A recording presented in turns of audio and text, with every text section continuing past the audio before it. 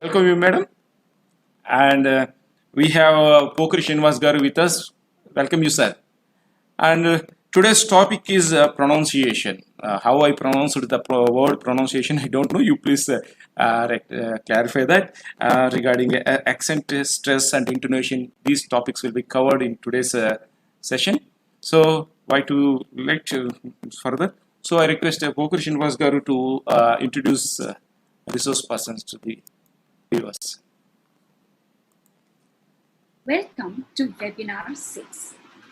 In today's session, we will be focusing on pronunciation and the factors that influence it, such as accent, stress, and intonation.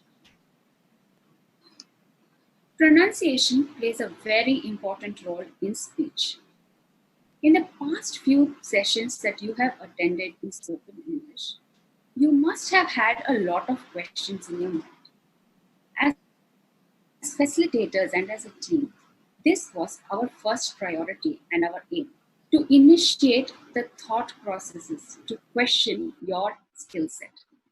You look at your skill set as a teacher as how best it is and how it can be improved and how you could translate it into your students.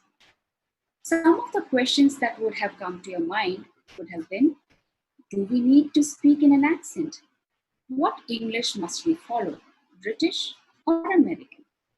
Is phonetics important to my learners? How to teach phonetics to students from rural backgrounds? With the reading material that you would have received, most of y'all would have had an understanding by now. In this session, we will attempt to explore further to get a deeper understanding on these questions and much more. But I would like to remind you that pay key attention to the reading list that is provided in the material. I'm sure they'll help you and make you explore further into the subject.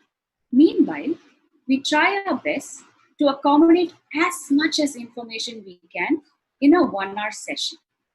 But to get better and the best at anything, you need to practice it. There's no point seeing 100 recipes in making a dish in comparison to trying it more to 5 to 6 times and mastering it.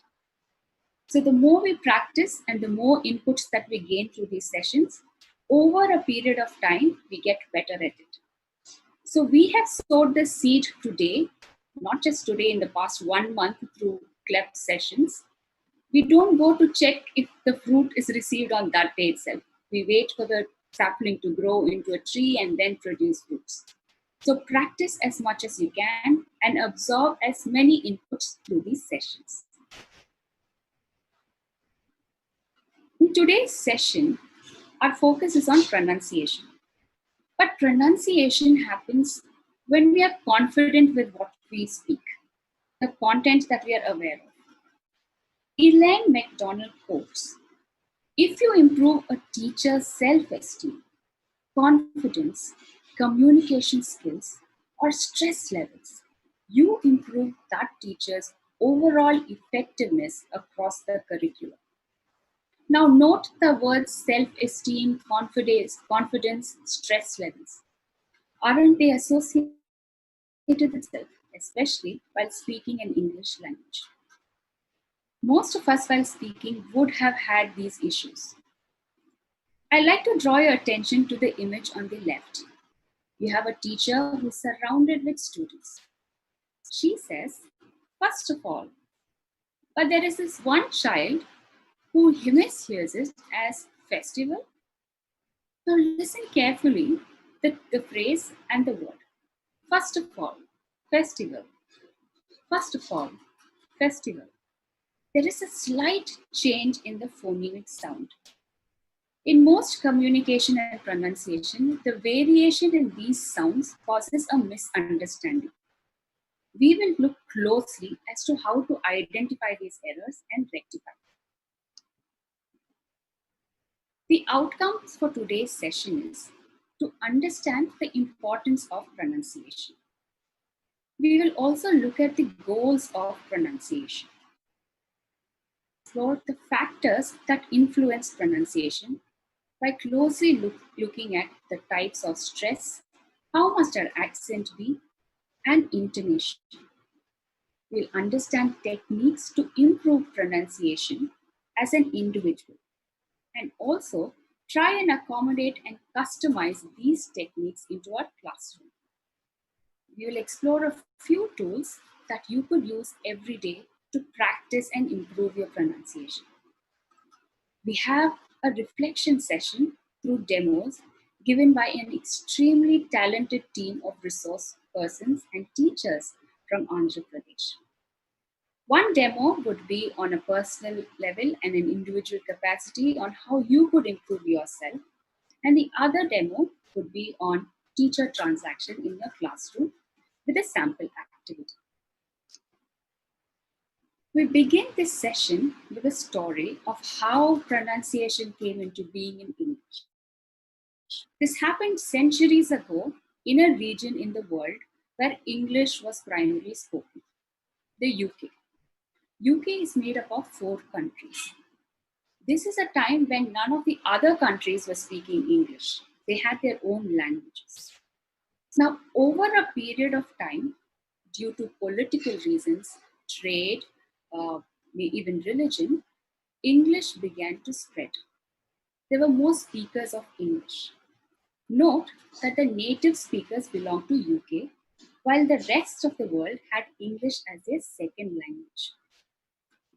Now, within UK itself, there are many dialects and accents of English. But there was a particular way of speaking that was spoken by the Queen's family. Back in the day, many linguists felt that is the standard model that the rest of the citizens should try to imitate and practice. It is otherwise called as received pronunciation. The term received pronunciation, otherwise shortened as RP, was introduced by phonetician Alexander Ellis in his book Early English Pronunciation. The Queen's English is also known as the BBC English or the Oxford's English. It was symbolic of class education and for formal purposes. So all educational institutions around UK set it as a standard. If you look at our own traditional systems of language, let's say Telugu, the aksharas was formed years back in the day, but we follow it till today without any change. Likewise, in Tamil as well, we have an old system that is as old as the world itself. So these systems remain to this day.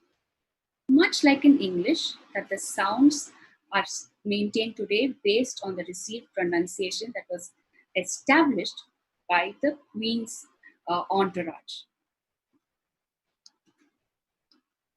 Now, from UK, like the English language spread, there were many speakers speaking English as a second language. Now, obviously, within UK, you had a number of dialects of English. You had more dialects now from different countries, such as Indian English, New Zealand English, Australian English, and American English. Now, with these dialects come a variety of pronunciations as well. India is not far behind. We have our own form of English as well, which is accepted. It is called the General Indian English. What exactly is it? There are many varieties of Indian English spoken in our country. I'm sure you and I can make a guess if the speaker belongs to Kerala or Punjab or Gujarat, even if they're speaking in English. That's because of the regional influence. So likewise, in India, you have a Bengali English, Tamil English, Telugu English. However, Indian languages have a common phonological system. Like sounds like sa, ta, ha, ra. These sounds are also in English. To CIVIL, the Central Institute of English as Foreign Language, a number of dedicated researchers did an analysis on these varieties and came up with the General Indian English system. Now note that this system, just like the received pronunciation, does not have any regional influence. It is an accepted way of speaking. Now let's look at another established and a stalwart in linguistics, T. Balasubramaniam, in his in his book called A Textbook for English Phonetics for Indian Students. He clarifies that both these systems, that is the Indian English and the received pronunciation system, coexist. But the received pronunciation system is not recommended to be used exhaustively. But what you and I, as speakers of English, must do is to be able to be in a position to make phonological contrasts, to identify the difference between pin and bin. That can be established only if we pronounce it well.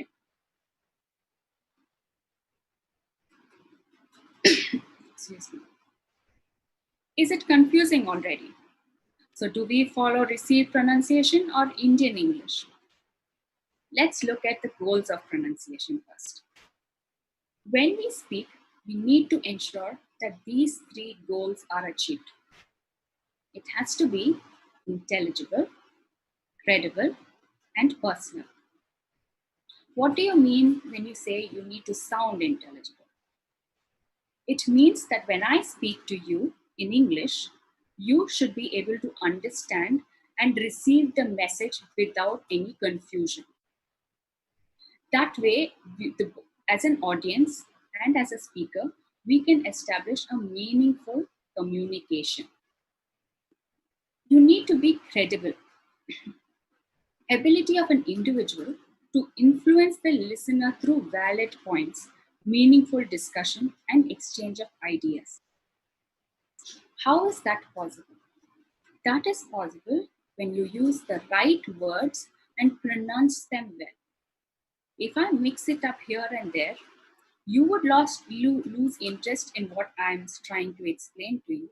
And you might even doubt if the information that I'm giving you is valid. Next, it has to be personal. When I say it has to be personal, it means that you retain your native identity, but not your regional influence, that is the mother tongue influence. Native identity in terms of you can be identified as an Indian speaker of English without any regional influence. So you could go on YouTube and find a number of speeches given by Dr. Sarvapalli Radhakrishnan, who belongs to Andhra Pradesh, no doubt. But if you listen to his speech, there are no regional influences at all. This is a classic example of a standard Indian English. In fact, if you listen closely to the webinars that have happened in the past month, the English spoken, let's say by Shobha ma'am, Suman Garu, is neutral. You wouldn't be able to identify if she's from Chennai or Rajasthan or any part of the country because she has a standard way of speaking. So note that the regional influence has to be taken up. So with these as your goals, what must be your goal? As a teacher, we must model the right use of language to our students. This point was a number of times by a professor, and he said that when we are teachers, we need to be the authority of the right usage of English. So as a teacher, how good are you in your pronunciation skills? How thorough are you? That's something you need to reflect on much before thinking on how do I teach it to our students. Next, your personal goal should be I would like to develop my English accent by sounding intelligible and credible. My speech and pronunciation must be understood by other speakers of English. So, as teachers, as professionals, the English that you use in the classroom is standard English, otherwise known as standard language. What is standard English? A variety of English accepted for official purposes in a country. Standard English is a version found in printed English in newspapers and books. It is used in government institutions, schools, mass media, and in a formal or official context. Like most Commonwealth countries, and due to a lot of historical reasons in terms of setting up of educational institutions, we have for a very long time followed the British English, that is received pronunciation. There is American English as well, which a few schools who follow a different curriculum follow. But traditionally, we stick to the British English, much like most of the Commonwealth countries.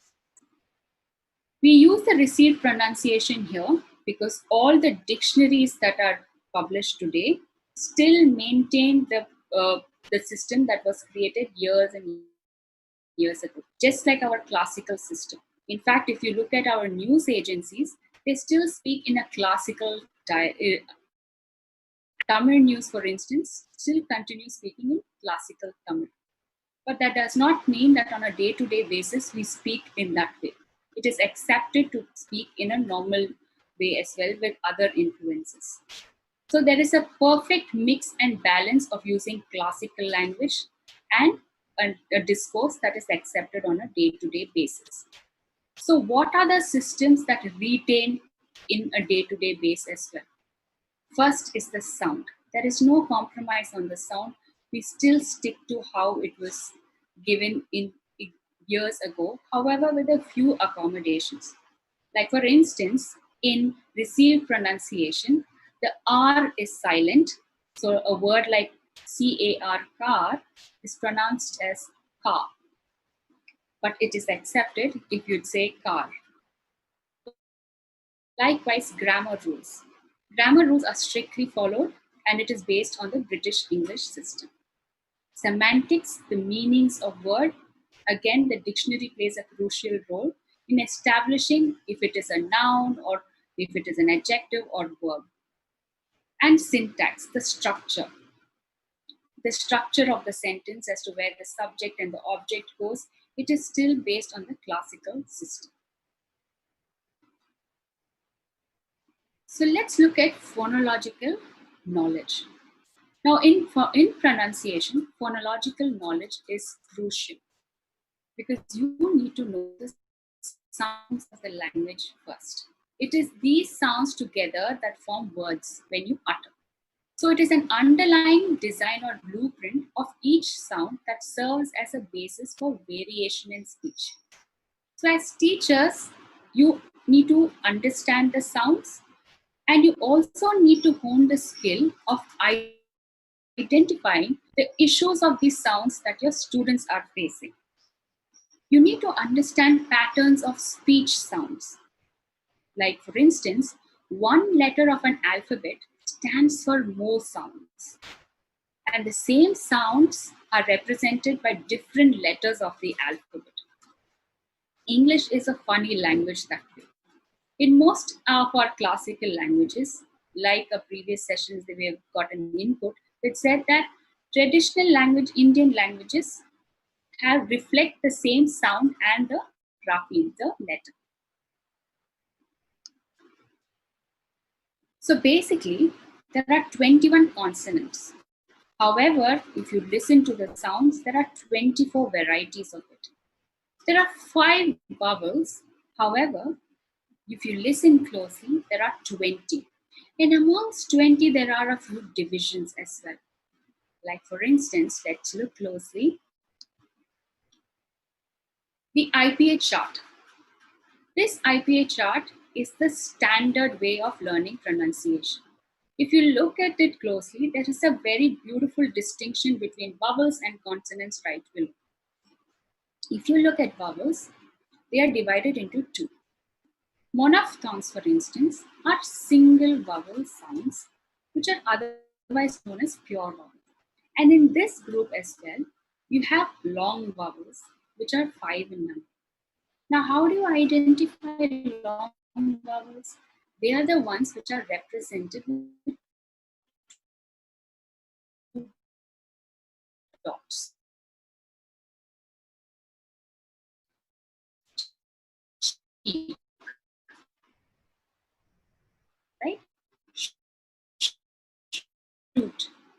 door diphthongs. If you look at pure vowel sounds, there are two vowel sounds that mix together and form a single sound, like ear in here, a in wait. So there are two vowel sounds that are in. Likewise, if you look down below are consonants. Consonants, the most of the symbols are quite similar to our alphabet system. There are very few changes in terms of sound, if it is a nasal sound with an in sing and ch in cheese, j in judge. We have provided two links in the description bar. So soon after the session, do have a look at the links. They explain each sound with a lot more clarity and in-depth understanding as to how it is articulated and how the movement of your mouth and lips and tongue as well is involved. Now coming back to the factors that influence pronunciation. First is accent, stress, and intonation. We'll explore these areas in depth. What is accent? A speaker's accent refers to a style of pronouncing words that affect the sound. There are many accents of English that are spoken around the world. My favorite accent is the British accent. So there are different accents like that. You have the American accent, Chinese accent, and within India as well, we have different accents. We all speak in an accent. Would you agree with me? Well, every individual has his or her own distinct accent while speaking a language. If you look at your family and you speak, if it's a family speaking Telugu, the way your parents speak would be very different to how your children speak, although they speak the same language in the same household. In fact, even you and your sibling or a close friend of yours would speak Telugu very differently with a few changes here sound. That is called an accent. Accents provide cues to an individual's first language or the region. Accent is also influenced by the mother tongue.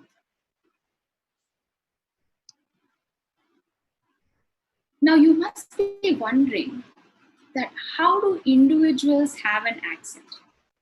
Let's look at a physiological perspective.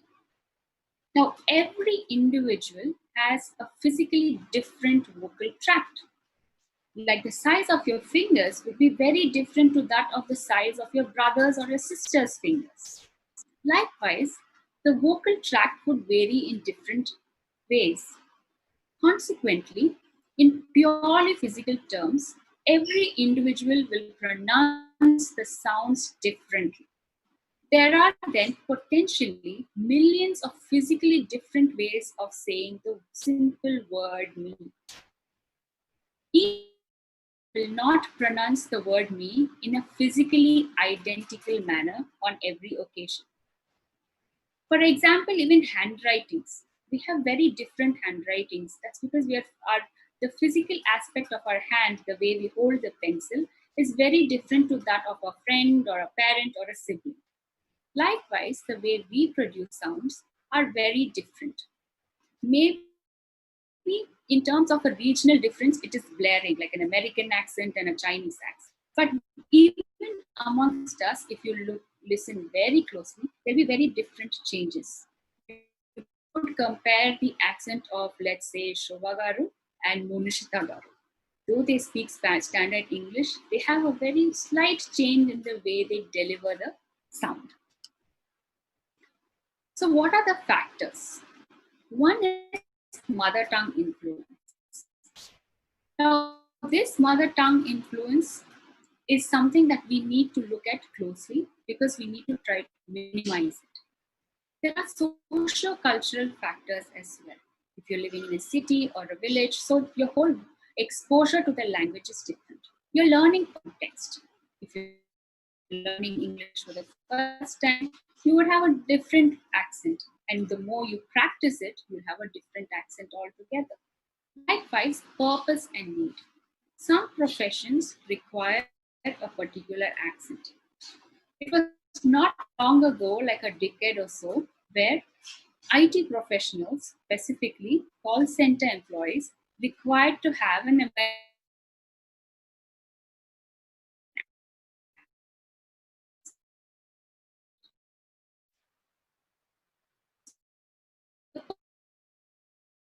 accent was a professional requirement.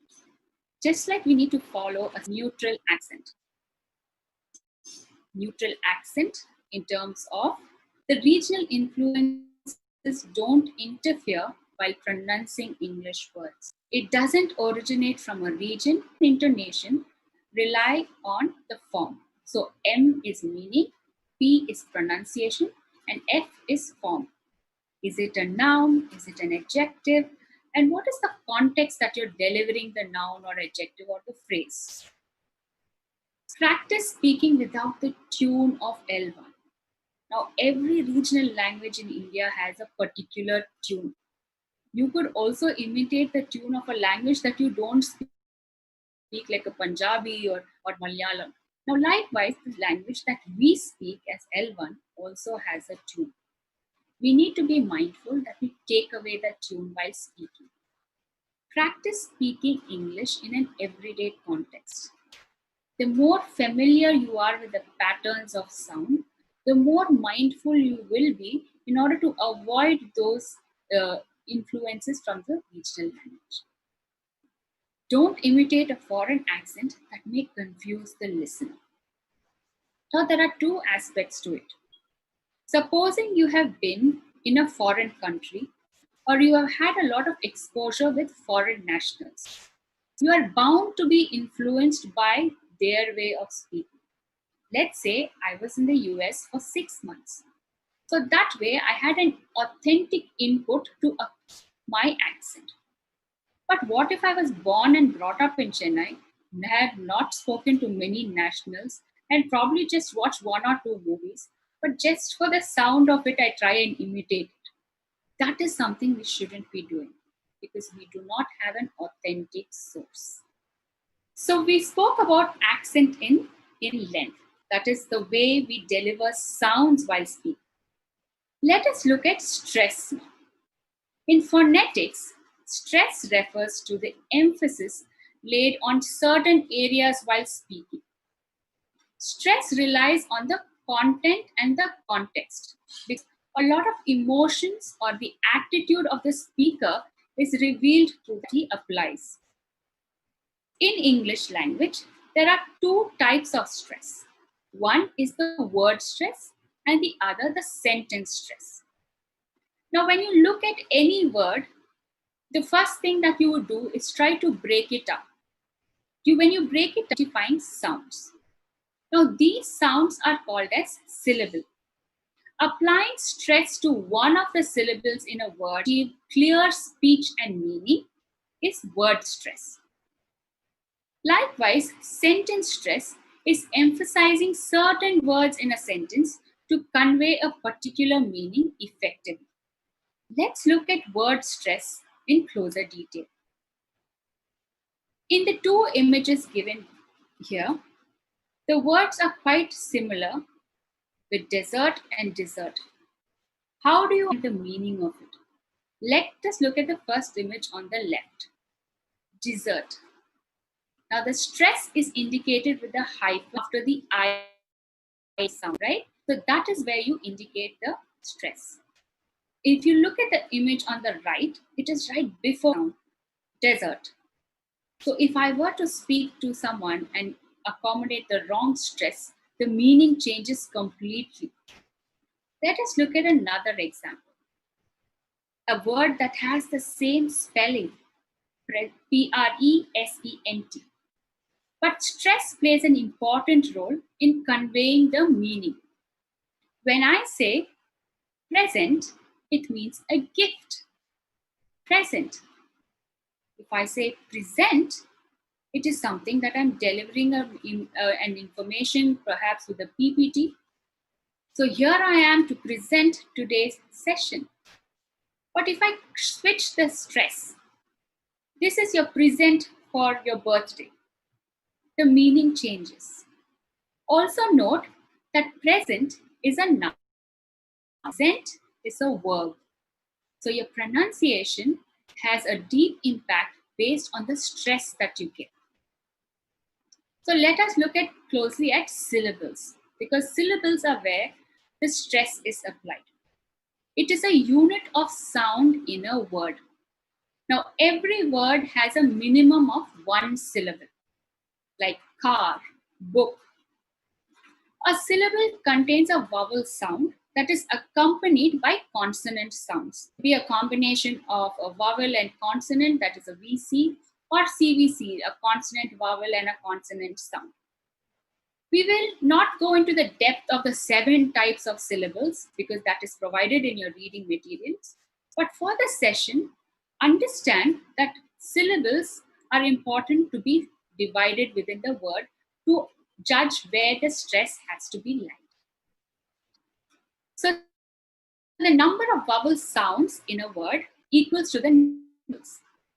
In every word, there is one stressed syllable. This stressed syllable is emphasized more than the others. There are also some words which carry a secondary stress. But as beginners, to first focus on the the primary stressed syllable. When we utter a word, we stress only the vowel sounds and not the consonant sounds. Syllables create rhythmic character to a language. Entertainment, entertainment. Applying stress to the right syllable in the word is important for pronunciation. So let us look at word stress. How do I know that book has one syllable? There are 3 strategies that we use in the primary class that can be applied even to learners who are beginning to learn English. The first one is whenever you utter a word, listen closely the number of times you hear the verb book, oo sound, 1. The next is the chin method. This is one of my most favorite and also a favorite amongst the young kids that I teach. You need to place your hand right below your chin, right here, and say the word book. Count the number of times your chin moves. Book, 1. Let's do another word, such as entertainment. Entertainment. 4 times my chin moves. So count the number chin moves. Let me count the number of syllables my name has. Purnima. 3 syllables. You could count the number of syllable names as well. The next is the clap method. Very similar to the listen method and the chin method, where you clap time you hear a vowel sound. Entertainment, 4. So these are 3 methods that you could start practicing. You might lose it in the first or the second go, which is where the dictionary will help you to ensure where to split the words, which is otherwise called as syllabification. Now, once you divide the words into different syllable units, how can you identify the stress and where to stress? There are a couple of rules. Rules have been changed and worked on for the longest of time. They are not absolute, which means some words would not follow. But by and large, in majority of words, these are the rules that are followed.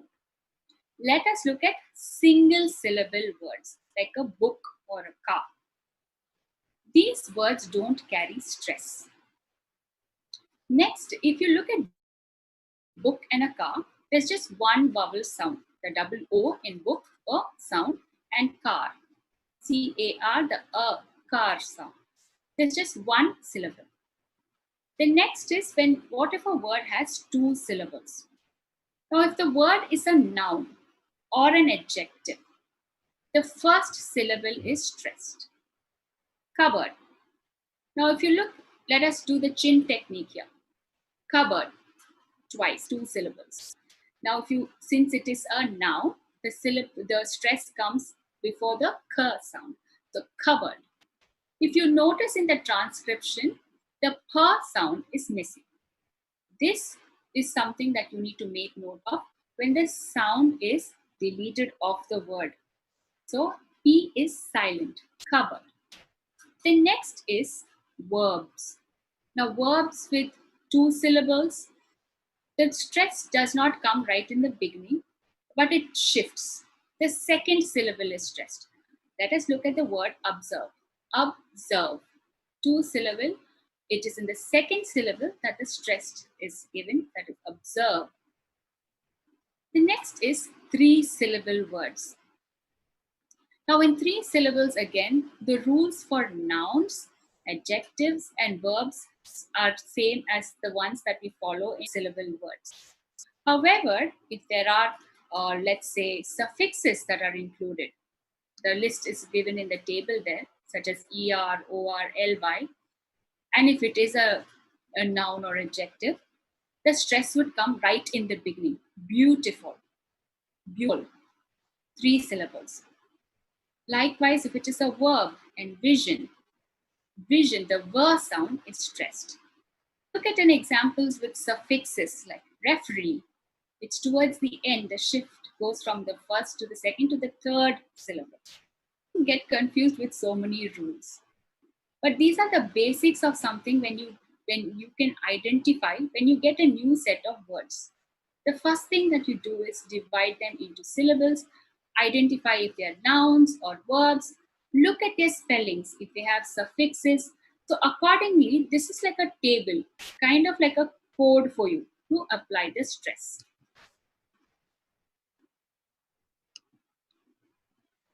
Or what if there are words with four syllables? Now again, you have a list of suffixes. Now these particular suffixes are like a code for you to recognize that the stress would go on the second syllable. Photography. If I say photography or photography, the pronunciation changes. So it is photography. Likewise, if the suffix is tion, sion, or ic, the stress shifts to the third syllable, which is education. Education. So these are with words. How about phrasal verbs? Verbs are when it's a combination of verbs like get out, get in, switch off. So when you have phrasal verbs, it is the second word that is stressed. Switch off. Switch off the fan. You don't say switch off the fan. You stress on the off. Likewise, compound words. In the compound words, the rules of nouns and adjectives are the same as even if it isn't a compound word.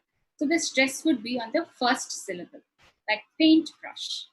The pa sound is enunciated a lot more.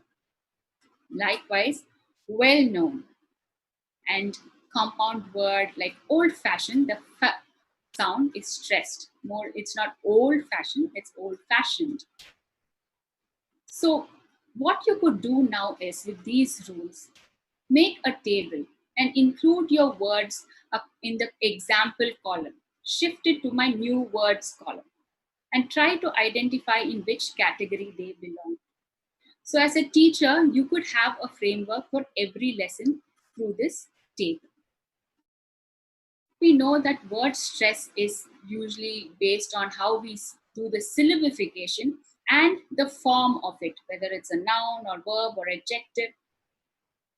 Stress can also be applied to sentences. Now, if you look at sentences, they are made of content words or grammatical or structural words. What are content words? Content words are words that carry meaning, such as noun, adjectives, verbs, adverbs. So stress is applied to these words. And the structural words get a lesser prominence. Structural words would be like and, is, the, such as prepositions, conjunctions. Let us look at a few examples given in the box below. Let us identify the nouns first here. I ate cake, desert, or dessert. So these are the words that would be stressed. The next, the cat and the monkey climbed the tree. The nouns are the cat and monkey, and climbed is the verb and tree. So they are stressed. Another area that you could look at when you apply sentence stresses, if you remove the structural words, the meaning is still communicated. Let us look at the third sentences. The sentences and beetroots are good for your eyes. Now, if I remove and are for the meaning is still conveyed. So it's carrots, beetroots, good eyes. You would be able to understand the meaning. So this is also another strategy to identify, to stress on words that only give you the meaning. The last sentence, the forests are surrounded by mountains. Remove the structural words, the, are, and by. Forest surrounded mountains. Yes, stress. Now, before we go to intonation, I'd like to point out that in most classroom environments, we try to make more emphatically when we are more emphatic when we pronounce, that is what, make the audience or your students to pay close attention to the sound. When we are speaking, however, it will automatically find a natural way of speaking. You do not have to be as you are when you teach. Next is intonation, which is all about emotions and the attitudes that you carry, trying to motivate your audience. All that could be expressed through intonation. So what is intonation of a language? It is the patterns of variation of pitch of the voice, the way the pitch varies. It is the rise and fall of sounds while speaking. So when you speak, if you listen closely, you would raise your volume in certain areas and you would sort of reduce it a little. This is very evident if you notice people who are performing, such as actors, politicians, news agency, journalists. They vary the pitch and the flow of the voice in order to give an effect to the language that they're speaking, an effect for curiosity or asking a question. Now, when you speak, pronunciation is effective when you enunciate with an intonation, that is the tone. Just like a music, every song carries a tone, isn't it? If it is a song for motivation, it has a tone to it, it has a tune to it. If it is a song which has a romantic setup, there's a different tune. If it is any song for that matter, has a different tune based on the emotion. Likewise, when we speak, intonation plays an important role in presenting the tone of our language, of our message. Now, there are 7 patterns. But in a basic level, let us just stick to the 3 patterns. Now, this comes with practice. Before we go into the table, I'd like to inform you that in the beginning, when you speak, you might find it a bit difficult or sometimes even artificial when you speak. But the more you practice, it will come naturally. Now, let us look at the intonation and its types. Intonation produces the musicality of language.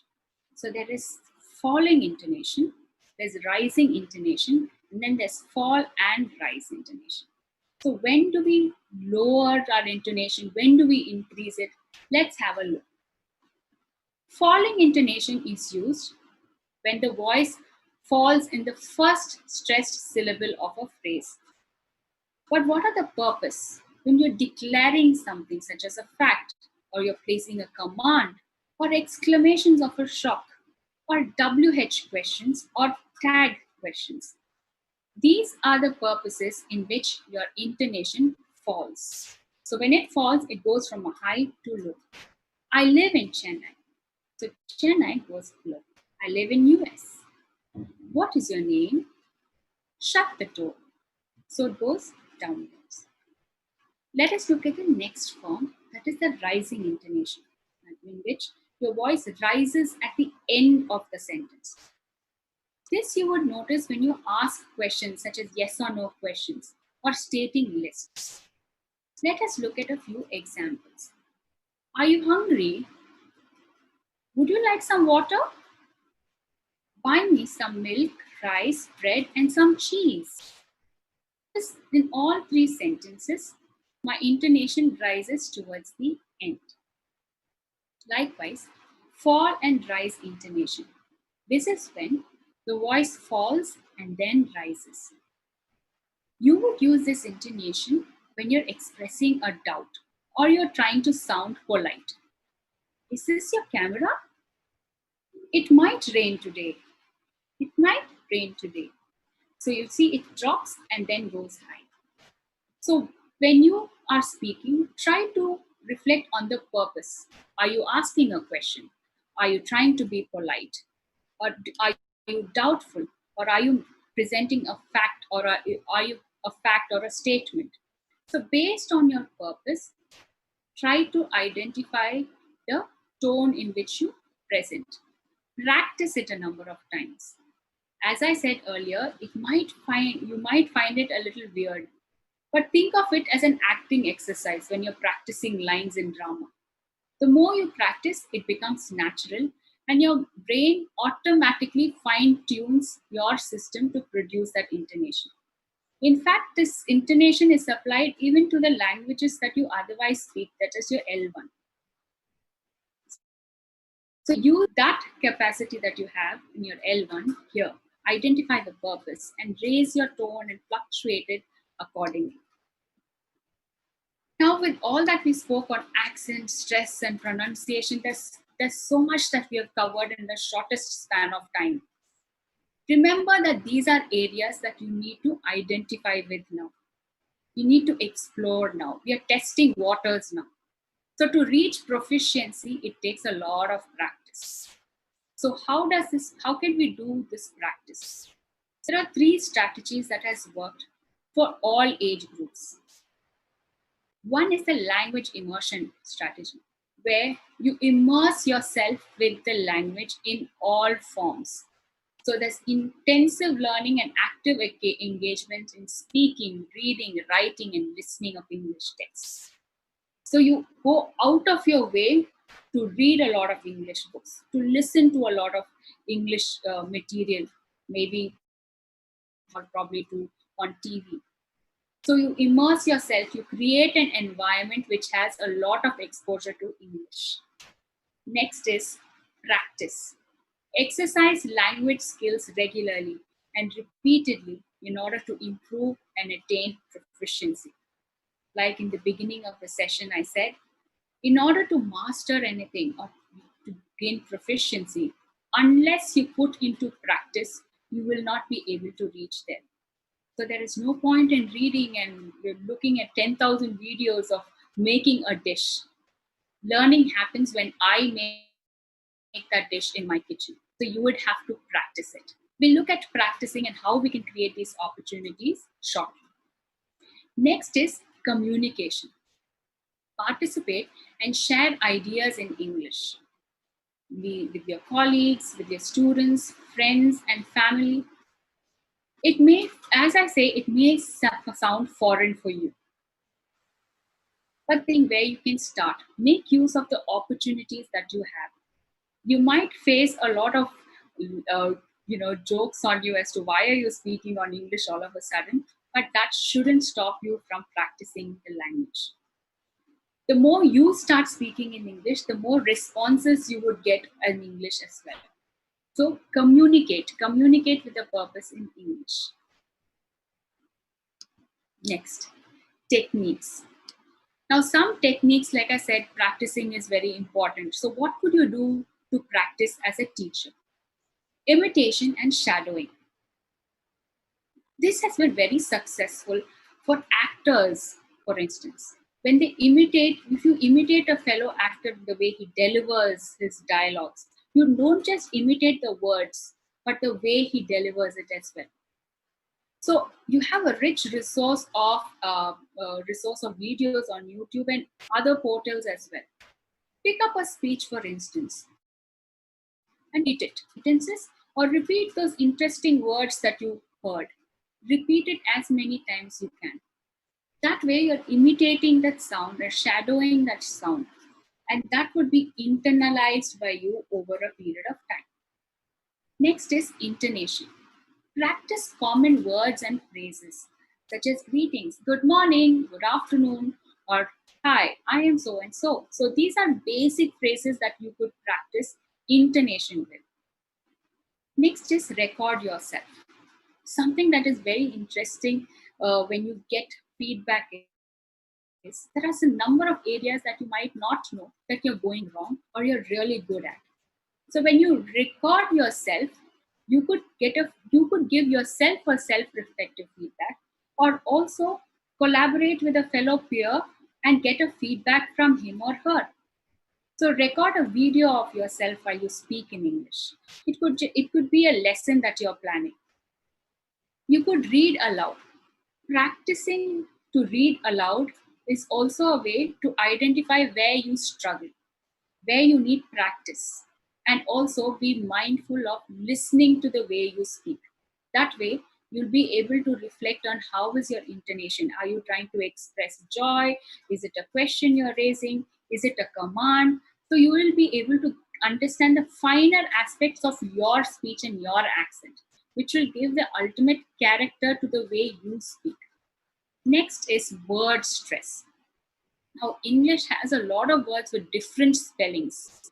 Now, these are a few ways that you could practice with heteronyms, which have same spellings with different pronunciation. Like, for instance, you have the word here, just one moment, please. Yeah. Tear. But the same word can be pronounced tear. It's something that your eyes produce, tears.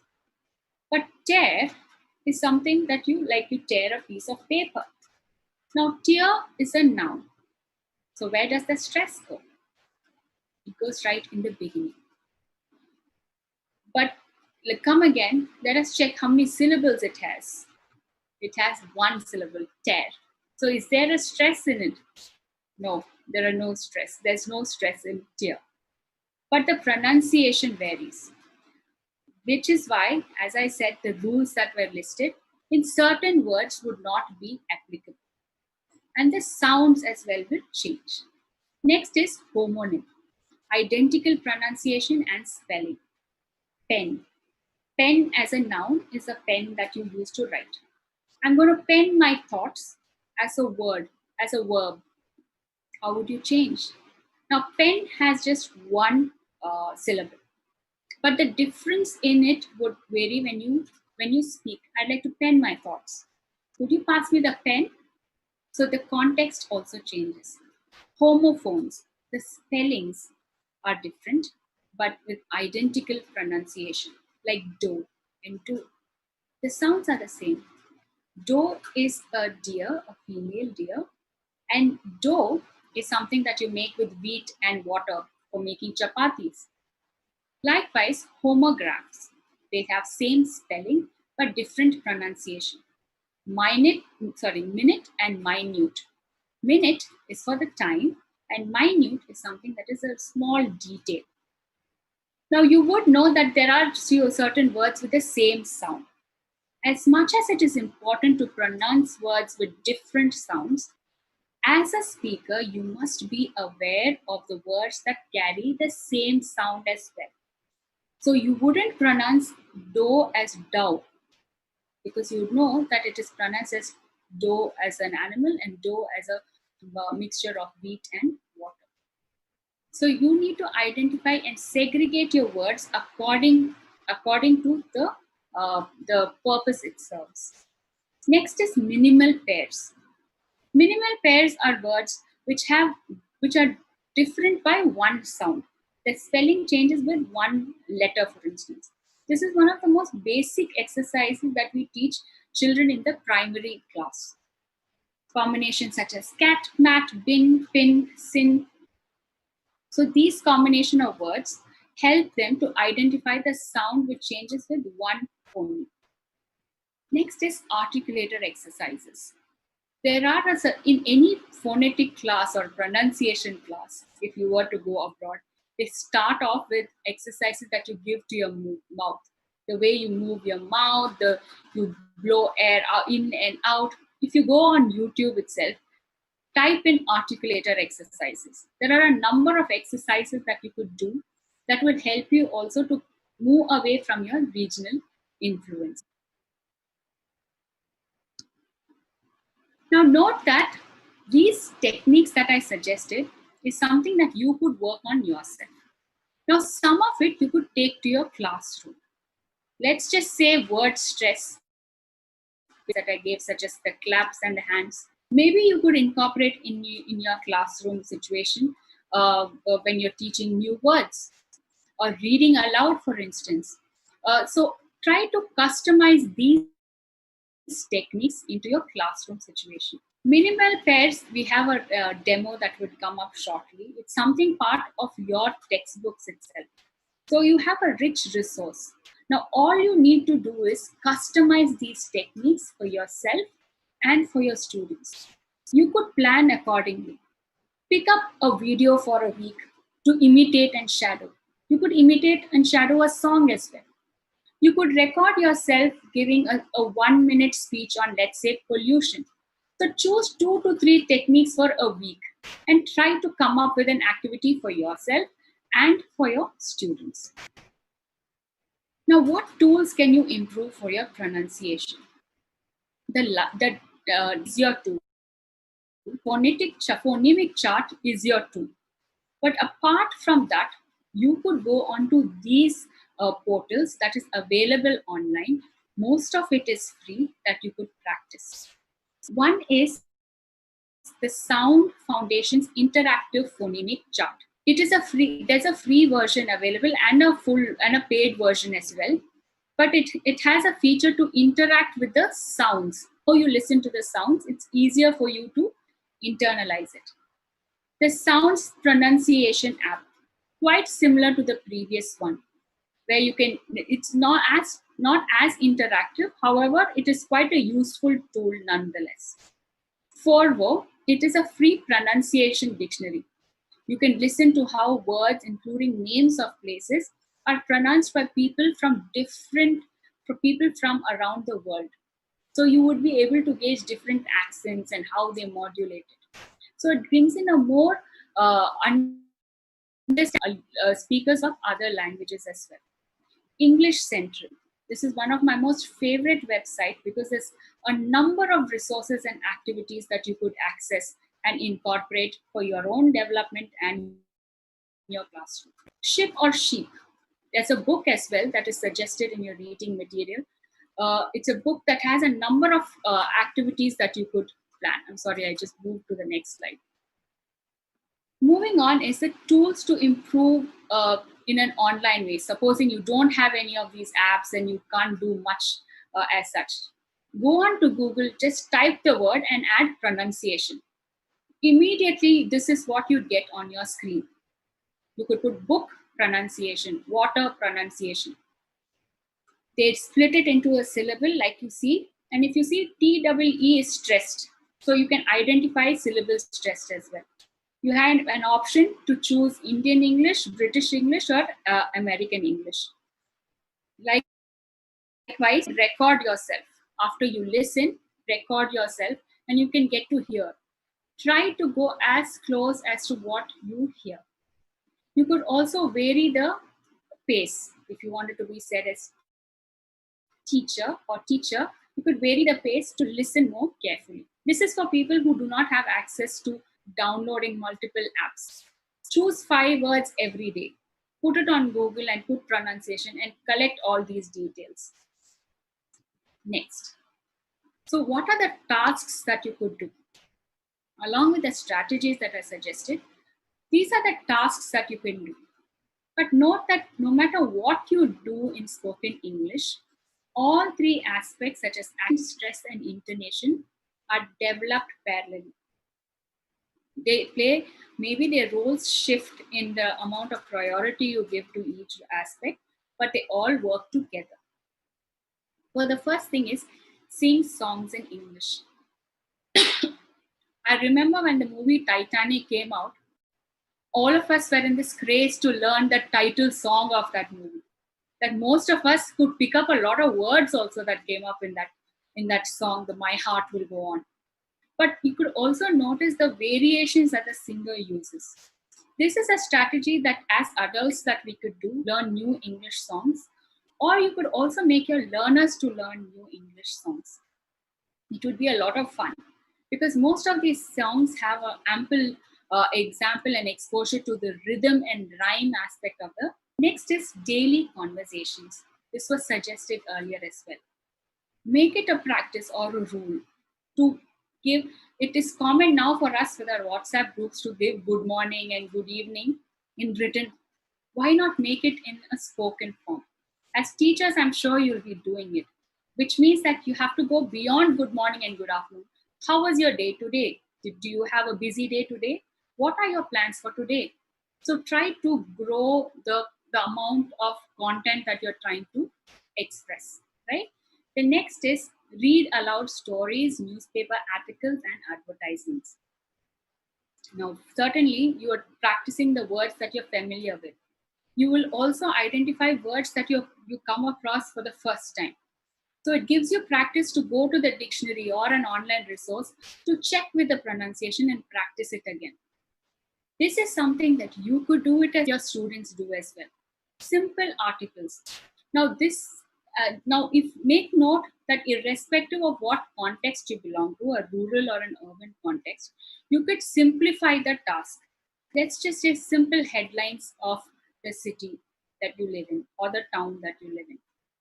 Focus on those areas and create fun tasks such as role play, or you could do a small play as well as skit where you deliver dialogues in English using the words that you have learned for pronunciation. Which moves on to the next one, that is practicing dialogues from movies. As much as we enjoy learning dialogues from regional movies, try looking up for interesting English movies. There are a number of platforms that are streaming them for free or a very minimal cost. So as low as $1.99, if I may remember. So try to look at English movies and documentaries and practice the dialogues or words that you find interesting. Pronunciation drills. Now, pronunciation drills, obviously, you can't do it for your own self, but something that you do in your classroom. Like I did a demo during the phonics session where you do a whole group demo, small group demo, within pairs and individual. Focus first on the bigger group and then downsize it to an individual. Next is challenge yourself. Make it a point that you find new words that are interesting to you and challenge yourself to pronounce it. When I learn a new word, I kind of hesitate to use it the first time or the second time. But I challenge myself to try and find out a context in which I can put in that word and utter it. So challenge yourself, don't feel shy and have any inhibitions. Errors and mistakes are something that even people who are native speakers of the language would make. In spite of having spoken Tamil all my life long, I still make mistakes. So it's fine as long as I know and I'm aware to rectify and correct and practice it. So these are the suggested tasks that you could apply to yourself or to your students. Now, without further ado, we have two fantastic demos prepared by Ms. M. Rachna and Dr. Kodi Nanaji. M. Rachna, Raharu, would do a demo on a task that you can set. And Dr. Kodi Nanaji would reflect on his way as a teacher to promote pronunciation skills for himself and the teachers around him as well as his students. I request Ismail Garu to play the videos. Sure, ma'am. Stop sharing of your screen, ma'am. Sorry.